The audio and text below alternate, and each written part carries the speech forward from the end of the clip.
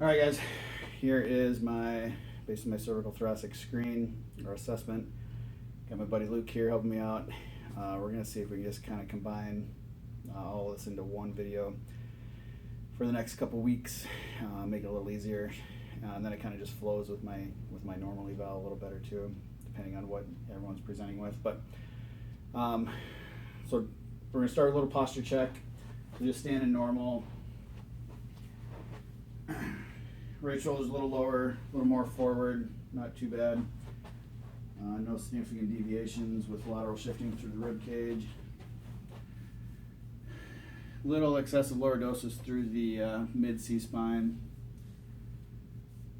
And a little flat back through the lumbar spine, right at that kind of thoracolumbar junction.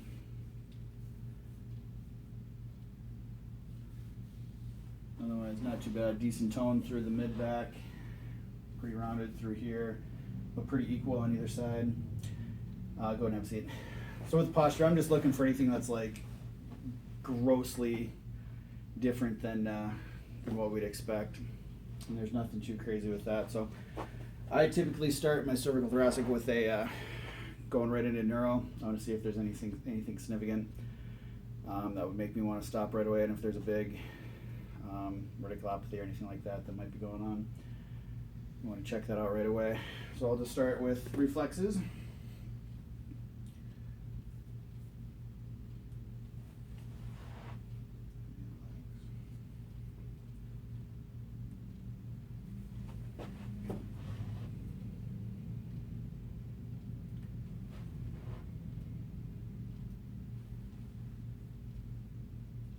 Very good. So after reflexes, we're going into dermatomes. Go ahead and close your eyes. Does that feel about the same? Mm-hmm. Same. Same. Mm-hmm. Same. Same. Same. Mm-hmm. Good. So if you have any other concerns other than that, you can actually use a pinwheel or some sort of sharp dull test. You can go and open your eyes.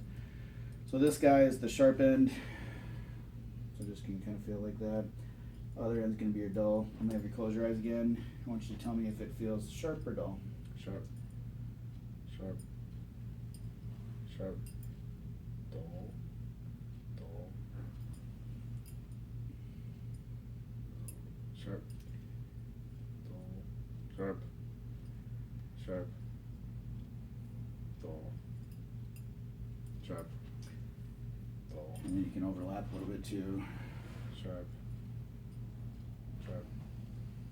Sharp. Dull. Dull. Sharp. Sharp. Perfect. From there we can go in myotomes. Go ahead and shrug your shoulders. Don't let me push you down. Hold it there. Very good. Arms out to the side. Don't let me push you down. Good. Go ahead and bend an elbow. Don't let me straighten you out. Hold it there. Good. Other side. Hold. Good. Go wrist up for me. Don't let me push that wrist down. Good. And hold. Good. Now go wrist down for me. Just one. Don't let me straighten that wrist out. Good. Don't let me straighten this wrist out. Good. Thumb up. Don't let me push your thumb down. Hold it up there. Hold, hold, hold, hold. And hold, hold, hold, hold. And then I like to just kind of tell them, don't let me pull my fingers out. Keep your fingers straight. Don't let me pull my fingers out. Good. The other way you can do it is actually have them spread. And don't let me push them together. And keep them all flat. And hold. Boom. And then hold them out like that. Boom. Boom. If you're suspicious of a upper motor neuron lesion, you can do a Hoffman, Babinski, Clonus. From there, we can go into our cranial nerve assessment. Let's go ahead and smile, frown, look surprised. Whoa, this person's surprised. Any difficulty with taste? Mm-hmm. Things still smell the same. Mm-hmm. Can you read the top of that sign right there? It says evacuation mat. Very good. Follow my finger, don't move your head.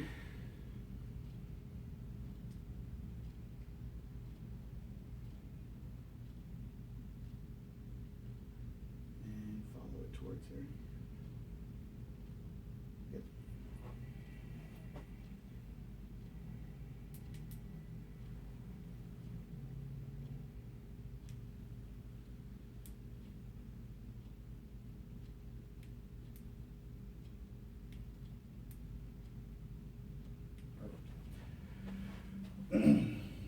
Excuse me. Go ahead and stick out your tongue. Ah. Good. Go ahead and put that back. And then side to side with your chin for me. Oops, sorry. Good. Any problems with any of that? Okay. I'm going to have you close your eyes, and I'm going to have you, can you kind of hear that? I want you to tell me when you hear it and which side you hear it on. Left. Right. Right. Left. Right. Left. And then you can also do, go ahead and open your eyes. You can do a little facial sensation. That feel the same? Feel the same? Feel the same? Perfect. And then we already did the shoulder shrug, so we don't have to do that. So from there, we can go into a short purser. So I'm going to have you go ahead and scooch just towards the edge here. Nice and tall. Coming right from here. We're just going to block up top and coming from here. And we're also going to do our alar ligament, same thing, blocking C2, side bending. And that feels just like it should. From here, we can go into cervical range of motion. Go and look up for me. Looking for any deviations. He slightly deviates into a right side bend. Go and look down. Any pain with either of those? Good. Go ahead and come back. Ear to shoulder. And same thing, goes into a little bit of a right rotation. If we correct it, come back. Now go ahead and dip down. Looks a little up here, and he still gets pretty good motion. Left ear to left shoulder. Still goes in, actually goes into a little right rotation with that one too. And then correcting it goes pretty good. Go ahead and look over your shoulder. A little bit of right side bend with that. Pretty minimal. Go ahead and go to the left. Very good. No pain with any of those. So from there, then we go into our overpressure. So go ahead and look down again for me. You're gonna just block, depending on what level you're thinking. Usually when we start, or when I start, I'll like to kind of just get a global cervical. So I'll kind of hit right at CT. And then just bow from up top. Any pain with that? And you bring them back. If you have concerns whether you think it's upper, mid, or lower, you can bias. Kind of stick a little more up through here. There's upper, mid, or lower, depending on what you're feeling. Any problem with either of those? You'd want to deviate that out a little better, but go upper, double check if there's any symptoms. Mid, double check. From here, let's go ahead and go into looking up. A lot of times with this, there can be some jaw pain, so you don't necessarily want to come in from here. You can actually come into their zygomatic arch and apply a little overpressure that way. Any pain with that? And then same thing, you can bias upper, mid, and lower through there, and then make sure to bring them back. No problem with that. Same rules, go into side bend, go and tip down. And then same rules, upper, mid, and lower. Any problems with that? And same thing, upper, mid, and lower. Rotation, you can kind of get a little more global approach as well. Go ahead and look towards me. You want to make sure to block T-spine pretty good. Rotate as far as you can. And then just apply out overpressure that way. Look towards me, block that T-spine. There may be times if they're saying that, they get pain when they rotate, reach something into the back seat, and you want to reproduce that, and you have them go ahead and rotate the whole way through. Then there's ways you can bias upper and T-spine versus C-spine, which Tim discussed for sure. You can also go into upper cervical by some of the upper cervical motions. So go ahead and lean forward. Perfect. Any pain with that? Go ahead and bring your chin back. Perfect. Go ahead and tip your ear into my finger. Good. Tip your ear into this finger. Good. And then I like to just block from up here and go ahead and look towards me. Good. And same thing, block from here and go ahead and rotate towards me. Perfect. Good. From here, you can also overpress it. Go ahead and bring chin forward. And applying overpressure that way. Any pain with that? Go ahead and bring your chin back towards the back of your neck. Overpress it that way. Any pain with that? And then go ahead and dip your ear down. And then from here, you're basically just kind of doing a scooping motion. So you're blocking with this and overpressing with your contralateral hand and to the left. Good. And then rotate. And then you can either provide your overpressure from here, or we can get next. We're going to get into our physiological motions pretty quick as well. If you're here, go ahead and rotate towards me, and then just apply overpressure that way as well. You can, if those all look good, do a quadrant test. Let's go ahead and look up towards that. Any problem with that? No problem with that. Then go ahead and do the same thing again, and you can provide an overpressure that way as well. Again, making sure that you get a good, one more time. Good block into that T-spine. Good. And then looking towards that corner. Any problem with that? Come back. One more time. And getting a good block that way with some overpressure that way, making sure to bring them back. You can do your Sperlings.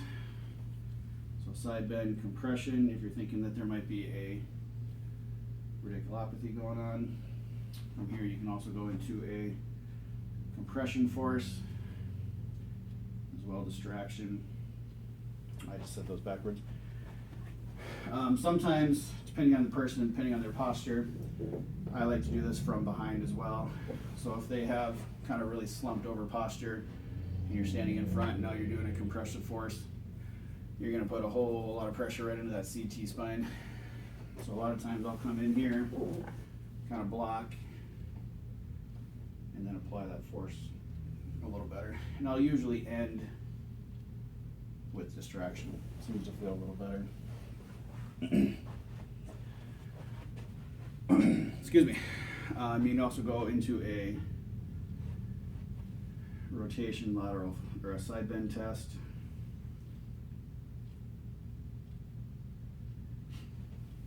Or you can go ahead and bring that chin back, rotate, and then bring your ear down towards the good. Chin back, look over your other shoulder, and chin down. Or excuse me, ear, there you go. Any problem with that? So that's biasing OA. To get into AA, bring your ear towards your shoulder, and then rotate the opposite way, and the other way. Very good. So for physiological motion, this isn't the best table. So I end up having to get a little stool. You just want to get a good hold. And you can go into extension, flexion, side bend. Same, this isn't the best, but you can go into side bend away, as well as rotation. Now, usually I will work my way all the way through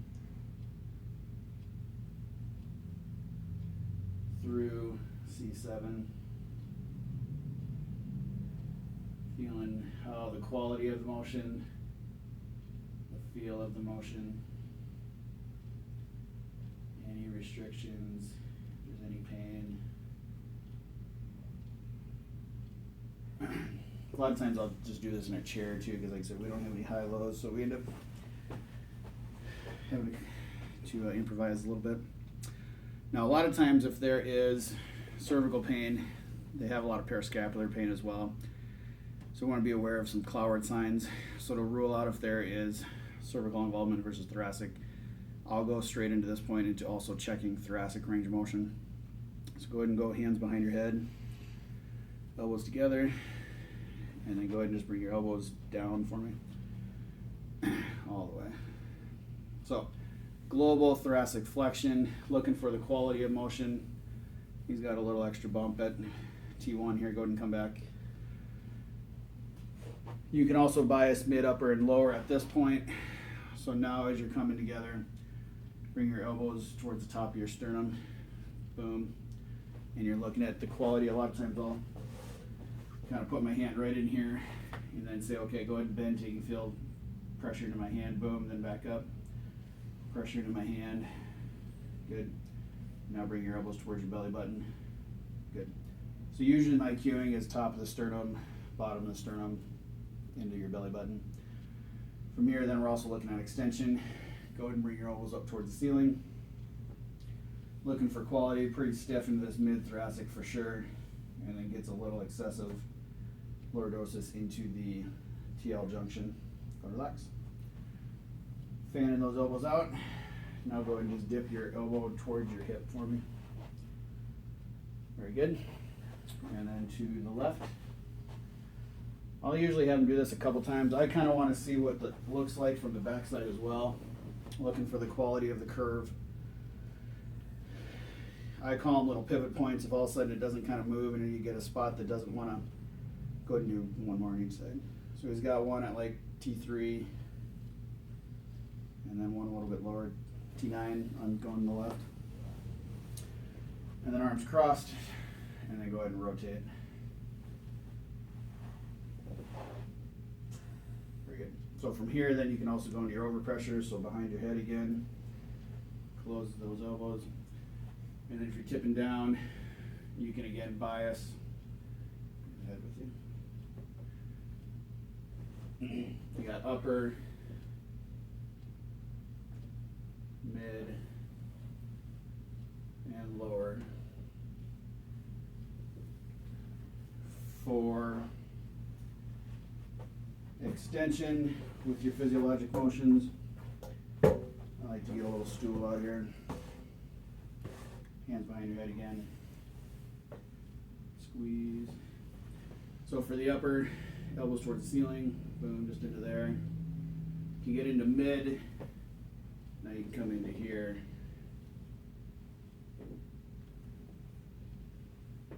Perfect, just like that. And then if that is still stiff, what I want you to do is go ahead and just straddle the table so your back's facing me.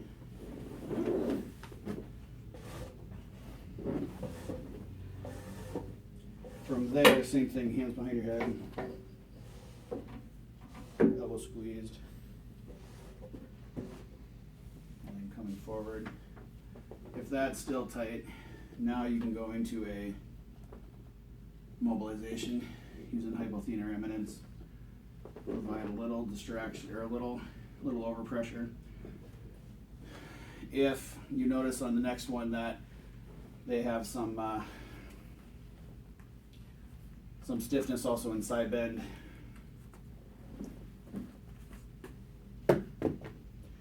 go ahead and go into like a genie position here.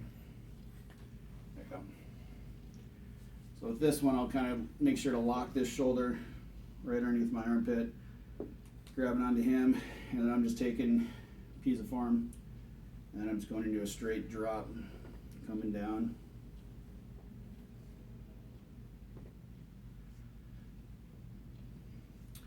Same rules apply, just feeling for the quality of motion, any restrictions.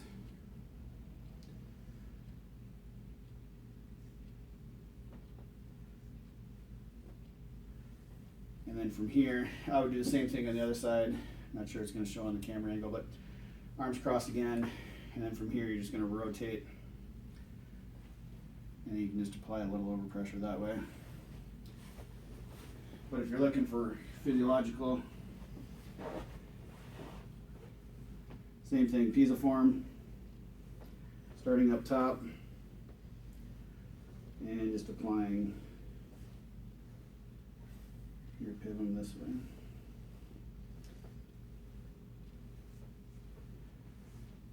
From here, if you get some restrictions, you can go into the that straddling thoracic manipulation would be a good one. If you notice that there's a combination, go hands behind your head again. If you notice that extension, side bend, rotation are all kind of stiff on you, you can come back to this and now start applying a combined motion, overpressure with it. Overpressing into extension, side bend, with a little rotation from here too. Go ahead and swing around again.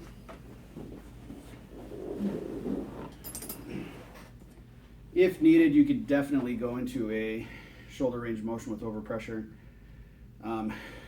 For sake of time and length, we'll assume that his is located or localized purely to neck and parascapular region. Some people might say it's going past the AC joint. If that's the case, you'd want to double check. Range of motion overpressures with the shoulder as well. We'll just do a quick screen. So go ahead and go up and over. Perfect, and down. So then your overpressure, go ahead and come back up again. Coming through there. Same thing on this side. And through there. Jumping jack. Perfect. Bring down. This one. Good. And same thing on this side. And I'll whip. There's your overpressure. And down. Pulls in. Put your wrists out. From here you can just apply a little overpressure there. And a little overpressure that way. And then behind your back and upper back.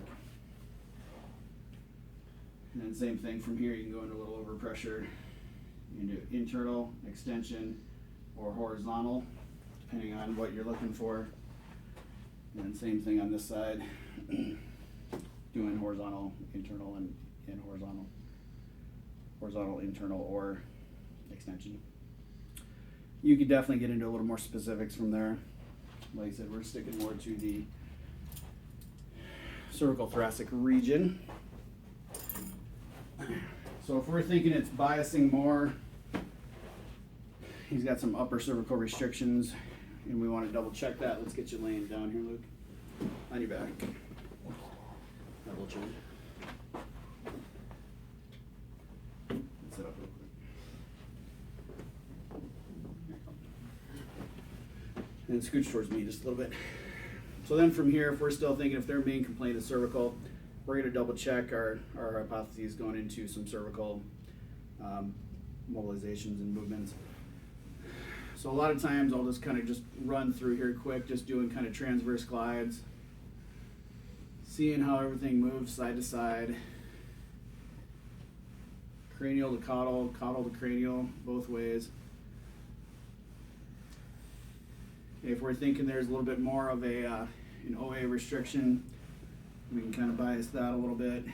I like to use that third arm that Tim was talking about to apply a little overpressure. Checking through there. You can bias AA, some flexion with some rotation. Again, that third arm, I like that just for stability. I'm not applying any compression, it's purely just so it. Luke has a lot of brains, so I'm just holding up, help holding up his head. You can also go into some anterior lateral superior glides. He's got a little restriction that way. And if there's a little restriction, then you can just go straight into a mobilization. Going that way with that.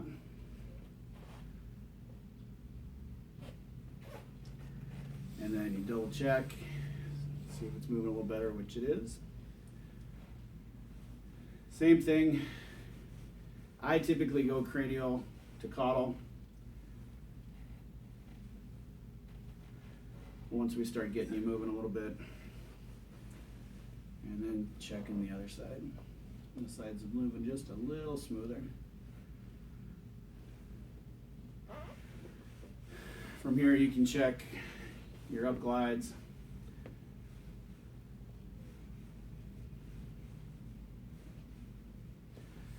On either side. If there's a restriction and you do all your pre-minute holds and all your questioning, you can go ahead and adjust that as well. Same thing with the AA. And then also doing your down glides. Again, seeing if there's any restrictions from there.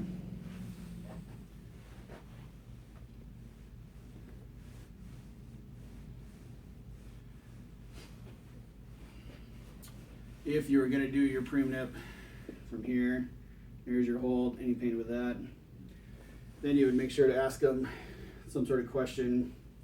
Tim's favorite's the old, who's president of Texas? Exactly.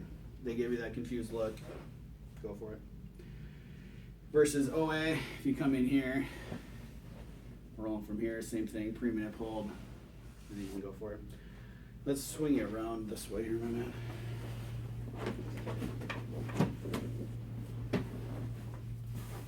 If they're still having any sort of like radicular symptoms, you want to rule out neural tension, you should definitely check median radial ulnar. So blocking through here and then dropping down and then going into elbow extension. Any symptoms there? Sure about that? Where you feel it? It just feels like a stretch. Yeah. So if they had restrictions, you would want to make sure to tell them beforehand.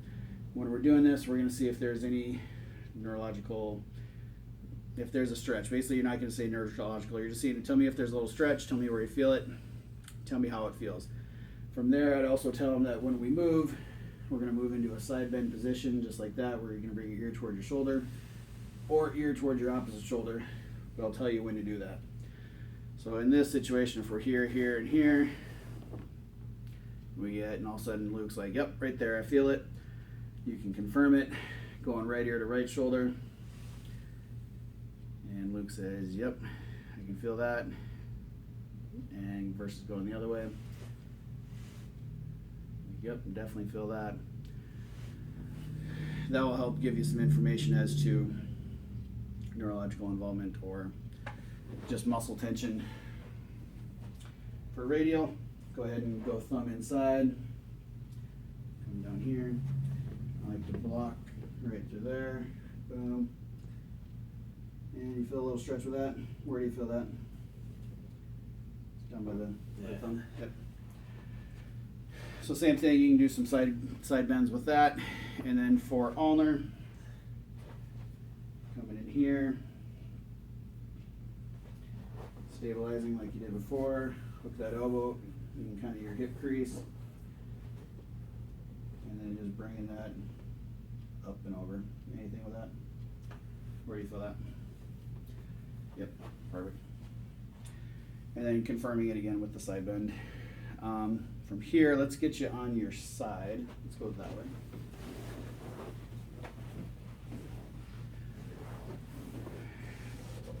There's a very, very good chance from that point you're going to be able to know what's going on, whether it's more cervical, more thoracic. If you're still thinking there's some Cloward signs versus some actual mid-back hypomobility, you can do a scapular assessment. So from here, you're just gliding, seeing superior versus inferior, medial versus lateral, making sure everything moves. Rolling from there, just getting some motion. It's got a little crepitus kind of into that AC joint a little bit when we're doing an anterior roll with that. You can also check the quality of low trap from here. What I want you to do, Luke, is try and bring your shoulder blade down toward your spine from my fingers here. So push down, relax that arm though. So it's going to be just, there you go. Perfect, hold it there. I'm going to try and move you. Hold it, hold it, hold it. Slowly let it come back towards me. Okay, and then go ahead and pull back. Pull, pull, pull, pull. Hold it, hold it, hold it. Slowly let it come out. So there's some lower trap training that you can do that way. And technically you can do the same thing into mid trap. from here, let's go ahead and get you on your stomach. So if you all of a sudden see with that there's some gross scapular timing dysfunction, then you can start going into some parascapular, go and lift your butt up, very close. Some parascapular strengthening, whether it's from Wilk or Reinhold or whoever you choose to use for your glenohumeral scapular thoracic stabilization program. Doing something with that though. From prone, we're looking at just a real quick screen, seeing if there's anything. Go ahead and kind of tuck your chin a little bit. There you go. Anything glaring. You got a little excessive curl here, so we just kind of bopped him up a little. He's got a little excessive kyphosis from here. Still got a little here with a little flat back. Nothing crazy sticking out. We can then check mid and low trap strength if we're kind of suspicious with our scapular screen. So go ahead and raise this arm up for me. Hold it there. Don't let me push it down. Hold, hold, hold. You can then confirm that with a lower trap. Hold it there. Hold, hold, hold, hold. Oops. And then doing that bilaterally.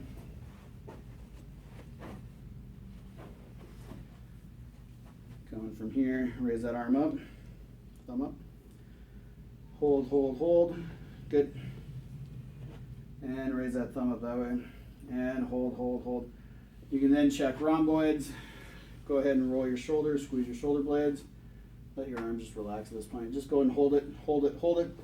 You can provide a little pressure this way. See if it breaks. If it's solid, go ahead and do the same thing. Roll, squeeze, and then go ahead and lift. And then from here, you can same thing. Hold, hold, hold. Versus palm up. And same thing. Hold, hold, hold. Again, if that's testing weak, then we know that we definitely need to start doing some mid shoulder blade strengthening from there. If that's not too bad, then we can go ahead and start getting into our CPAs, UPAs.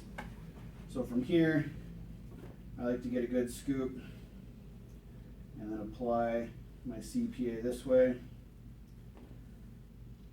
I again like to go from cranial to caudal. I'll do this from standing up top to roughly about T2,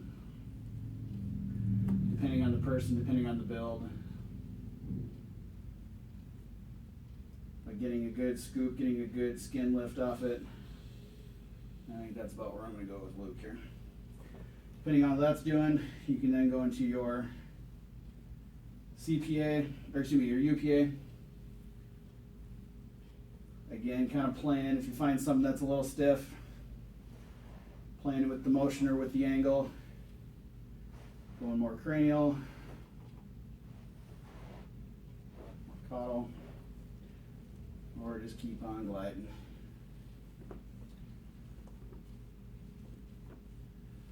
And then making sure to double check on both sides. Kind of like Tim did, you can do a series of 3 just to kind of get the patient to feel what it feels like, or to feel what there's no apprehension, no tension, anything like that. If that's all clear, then you can go into your T-spine. T-spine's a little different. I actually like to go down low. I'll start at T12 and then work my way up. Here's where I definitely will do my series of 3 or 4. If there's any tenderness here, Luke, let me know.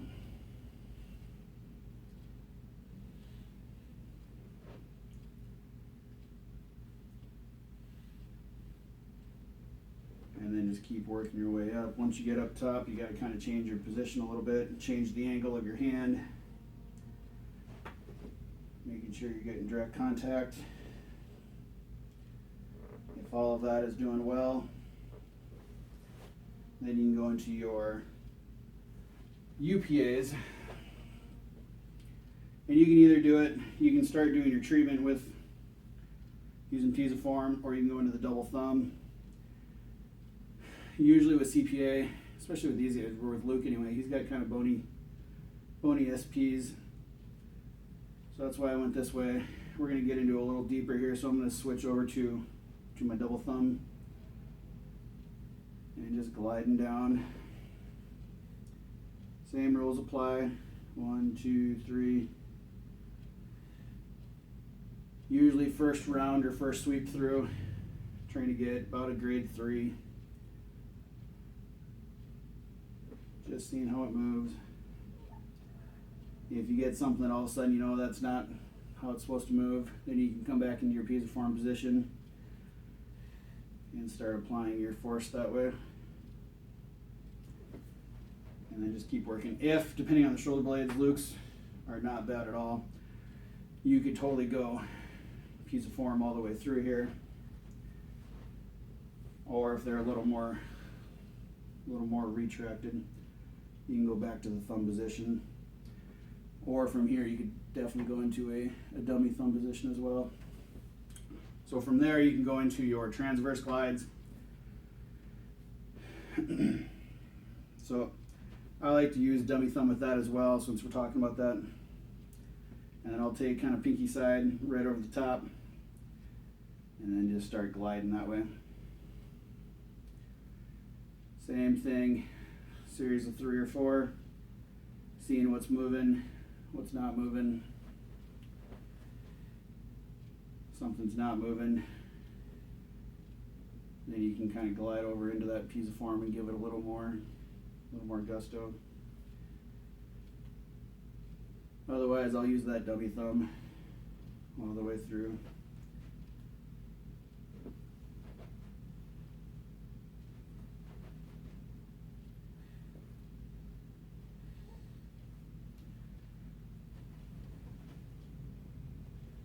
And it's definitely pretty stiff, kind of up in this mid to upper range. I would do it on both sides just to confirm or see how the movement is. I don't think you're going to get a good view if I go over the other side. You can also go into a side bend position from here. So if you are restricted into a right side bend, you can have them kind of scooch that way, but still everything else stays here. We're just going to move your pelvis that way, and we're just going to kind of, it's almost like an overpress into side bend from here. Making sure to get that good skin lock from here or coming from over the top. I like to kind of take my skin this way and then moving, and then making sure to change with the articulation angle of the rib cage as well. All right, last but not least, you can do your skin locks. This is where it's a little different again. I typically like to do my skin lock more up on top. Again, I don't have a high-low. My angles are always kind of goofy depending on the person. Skin lock from here, and then just applying your force. And then working your way down. Making sure to get both directions. If you feel it's a little more rib, you're just going to do the same thing, wider, a little more lateral with it. You can start with just a mobilization, applying again a grade 3, and working your way down. Or if you really feel like something's restricted and you want to get it going, you can give it a grade 4. So, purely depends on what you find in your assessment, the direction that you end up going.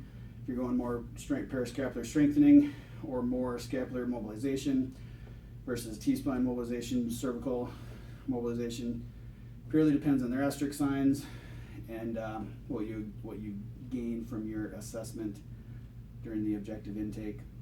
And then having that direct, whether you test more cervical, more thoracic, both, getting into shoulder a little bit, periscapular strength, scapular stabilization, or even scapular mobilization.